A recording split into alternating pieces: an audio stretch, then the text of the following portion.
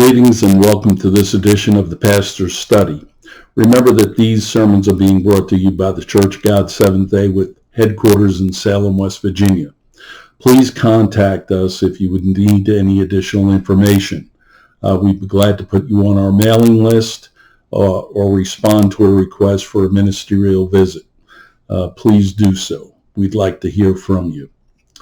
I usually start the sermon off or my day off with a little story, and today's no different. I have a quick little story about a family who was, trying to learn their dad's, his password. He was on the computer. They wanted to find out what it was.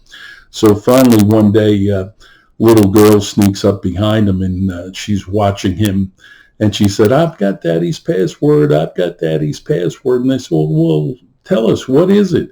She goes, asterisk, asterisk, asterisk. So she thought she was being cute. I guess she was, actually. So we're continuing our study in the book of Daniel. And I know it's been a slow journey, but I think it's, as I ended last time, I think it's very, very important. We had discussed the dream of Nebuchadnezzar, and we had discussed the dream of Daniel, and we were cross-referencing them. And a thought had come to mind with regard to how each of them sees the dream, right? Remember, Nebuchadnezzar sees this image whereby it's, an image that has, these wonderful materials of gold, silver, brass, and iron. So he kind of sees the grandeur of the kingdoms. I'm going to use that word. It's my word. But when Daniel interprets, of course, they're interpreted as beasts, right? And then when we get to Daniel's dream, he sees them as, animals, and animals wreaking havoc, as it were. And we had gone over the different the different powers that existed during this particular time that we're discussing the dreams. And now we find ourselves at chapter 8. And before we go in there, I just want to say one thing with regard to, Jesus had come here and he had started his church. He had planted his church.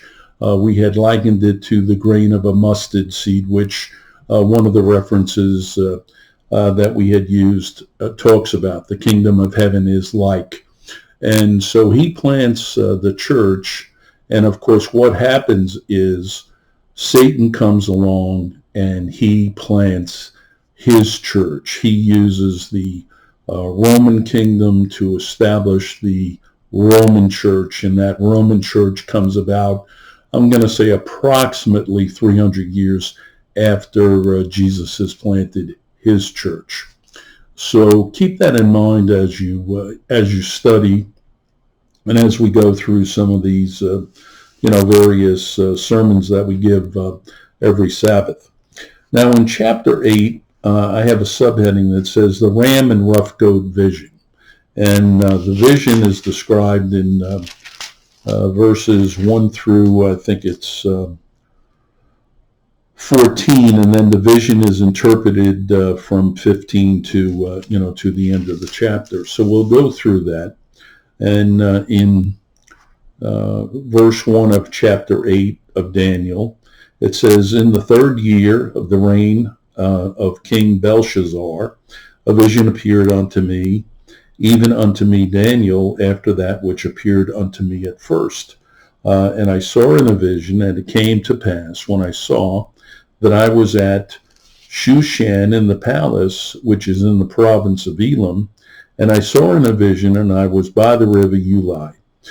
Then I lifted up mine eyes, and saw, and behold, there stood before the river a ram, which had 2 horns, and the 2 horns were high, but one was higher than the other, and the higher came up last." So it's talking about, the Medes and the Persians. We'll get into that, but that's what it's describing. That's what the verse is talking about. I saw the ram pushing westward, northward, southward, and so that no beast might stand before him. Neither was there any that could deliver out of his hand, but he did according to his will and became great, and when we discuss these different national powers, right, the Babylonian kingdom, and then the Medes and the Persians replaced them, and the Greeks replaced them, and the Romans replaced them, and they come up and they're very strong, and they dominate for a while. But of course, what happens is they're either defeated, or in the case of Rome, they're they just kind of disintegrate from within because of their the way they choose to live, and what's going on in their their neck of the woods, their kingdom. So in 5 it says, "And as I was considering, behold, a he-goat came from the west on the face of the whole earth, and he touched not the ground, and the goat had a notable horn between his eyes. And he came to the ram that had 2 horns, which I had seen standing before the river, and ran unto him in the fury of his power. And I saw him come close unto the ram, and he was moved with choler against me." In other words, he was really almost mad, strong. He really wanted to take it out on this, the ram, in a sense. So, and smote the ram and brake his 2 horns, and there was no power in the ram to stand before him, but he cast him down to the ground and stamped upon him, and there was none that could deliver the ram out of his hand. Therefore the he-goat waxed very great, and when he was strong, the great horn was broken, and for it came up 4 notable ones toward the 4 winds of heaven. So now we're going to get into the interpretation, but I'll just kind of give you a little prelude to that, and we're talking about the Medes and the Persians. Alexander the Great comes along. He's the what would they call him? The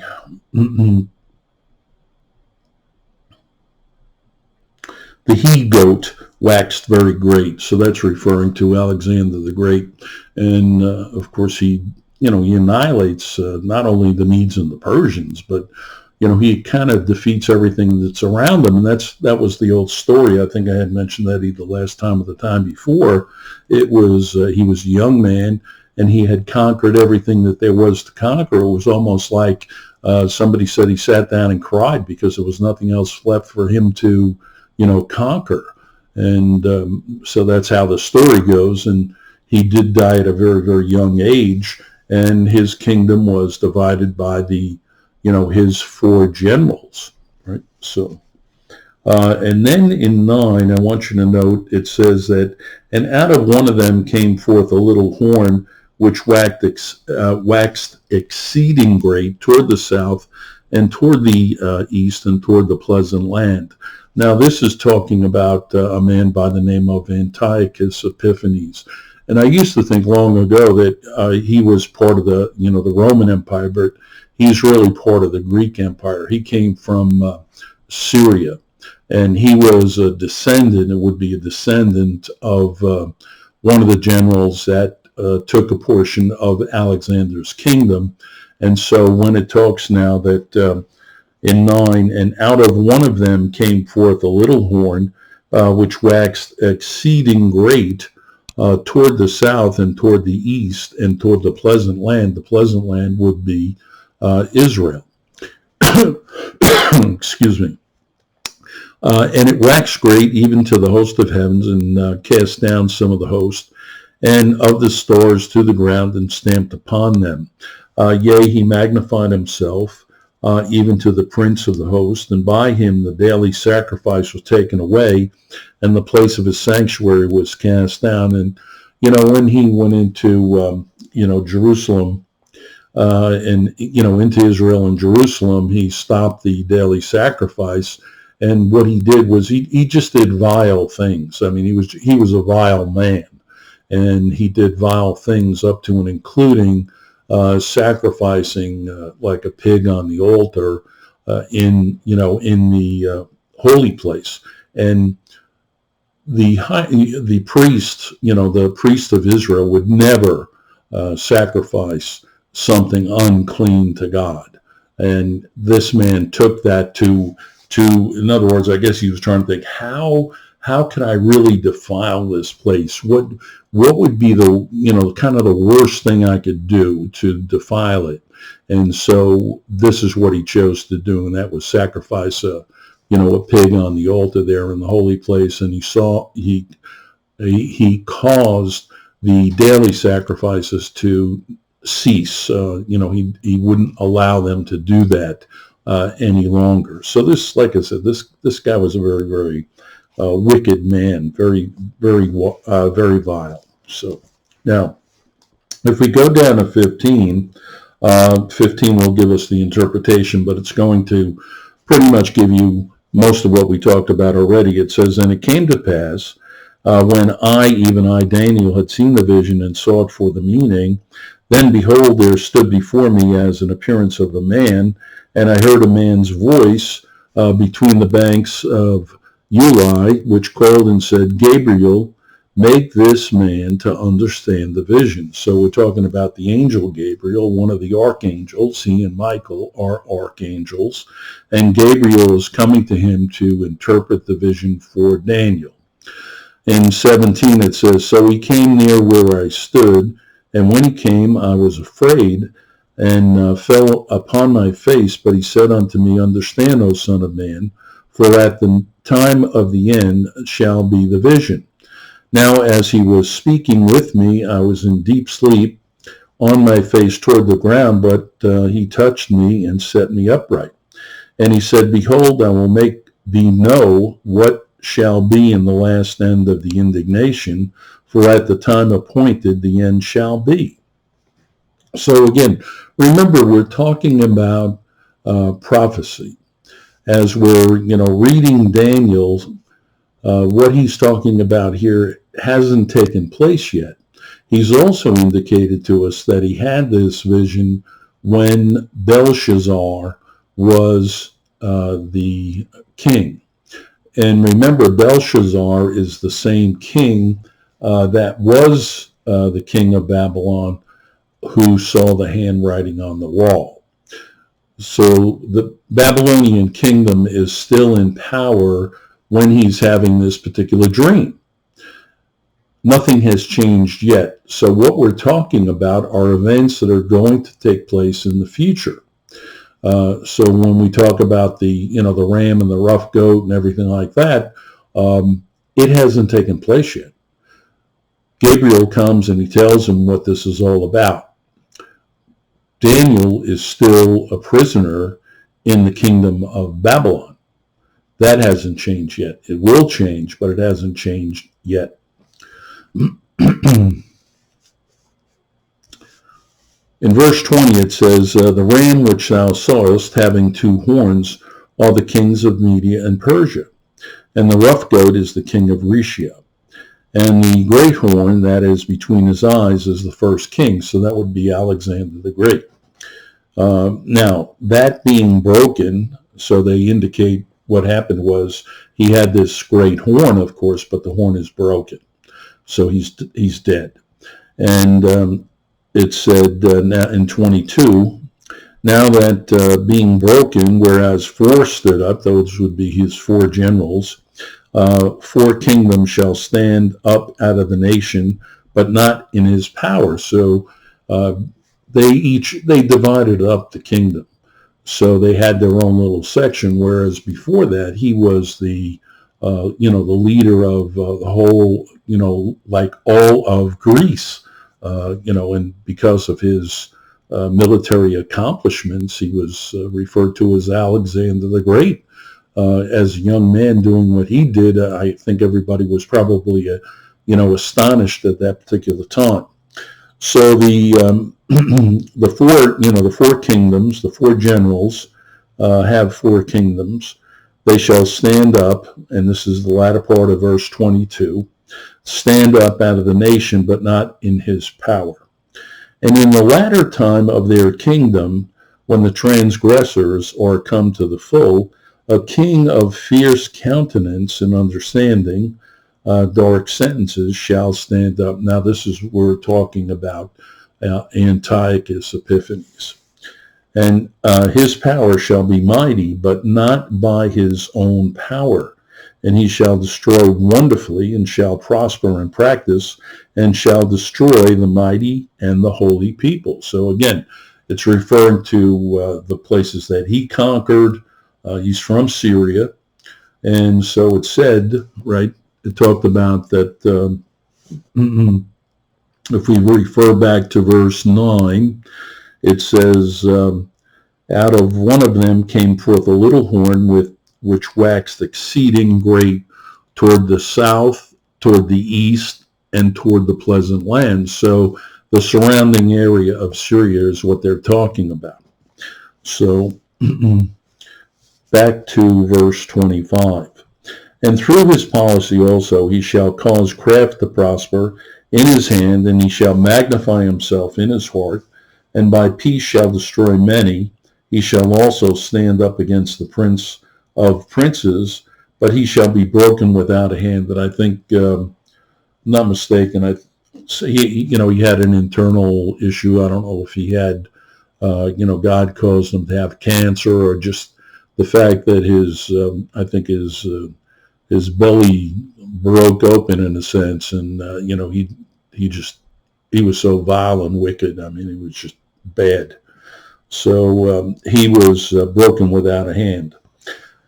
In 26 it says, "And the vision of the evening and the morning, which was told to be true, wherefore shut thou up the vision, for it shall be for many days.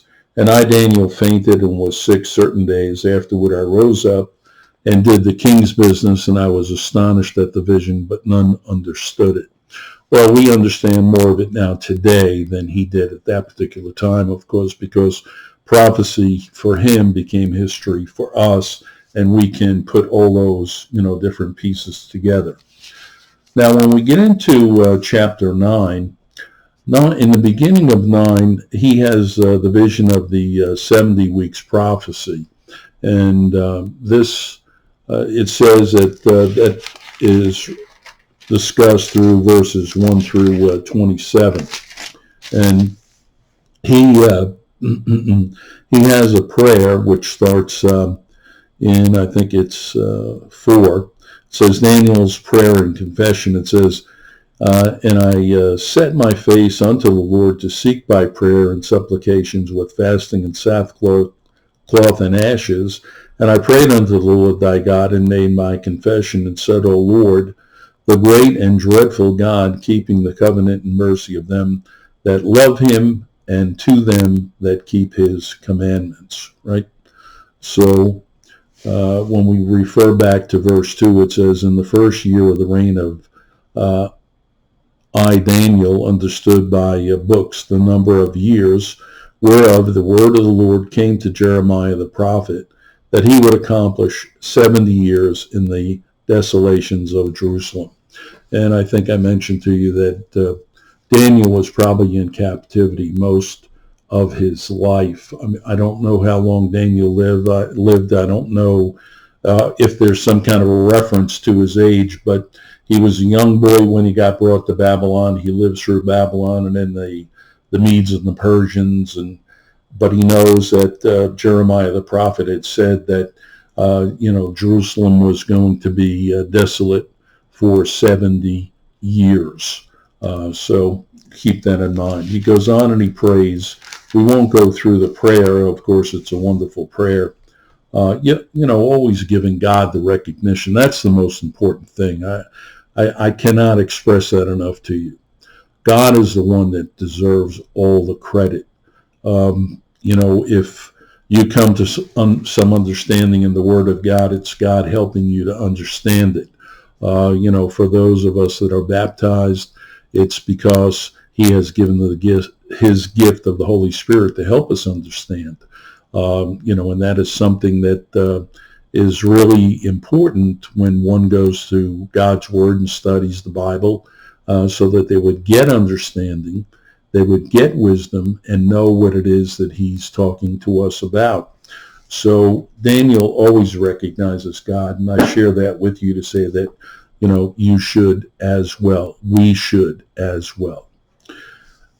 Now in 9:20 it says, And whilst I was speaking and praying and confessing my sin and the sin of my people Israel, and presenting my supplication before the Lord my God for the holy mountain of my God, yea, whilst I was speaking in prayer, even the man Gabriel, so this is the angel Gabriel again, whom I had seen in a vision at the beginning, being caused to fly swiftly, touched me about the time of the evening oblation. And he informed me and talked with me and said, O Daniel, I am now come forth to give thee skill and understanding. At the beginning of thy supplications, the commandment came forth, and I am come to show thee, for thou art greatly beloved. Therefore understand the matter and consider the vision. 70 weeks are determined upon thy people and upon the holy city to finish the transgression and to make an end of sins and to make reconciliation for iniquity and to bring everlasting righteousness, to seal up the vision and prophecy and to anoint the most holy. Know therefore and understand from the going forth of the commandment to restore and to build Jerusalem unto the Messiah, the prince shall be 7 weeks and 62 weeks. The street shall be built again, and the wall even in troublous times. So keep in mind now, he's talking about Jeremiah the prophet told, the people, he told the people of Israel, he told them that, if they didn't do what God wanted them to do, they were going to be taken away, and they were going to be taken away for a period of 70 years. And that prophecy came true. And here we have this situation where Gabriel is sharing with Daniel what the 70 weeks prophecy is. Now, I'm going to share with you a little bit, but I'm also going to tell you that what I'm going to talk about is a theory on my part. It's not a teaching of the church. It is not something that I can say, you can take this to the bank. I can only tell you what I think, because we don't have I would say we don't have a firm thinking on this, but I'll share with you what I believe. Now, again, it is nothing you have to believe. Look into it, consider it, talk about it, discuss it. It's up to you. It's not necessarily important for anybody's salvation, but I think it's worth thinking about, looking into.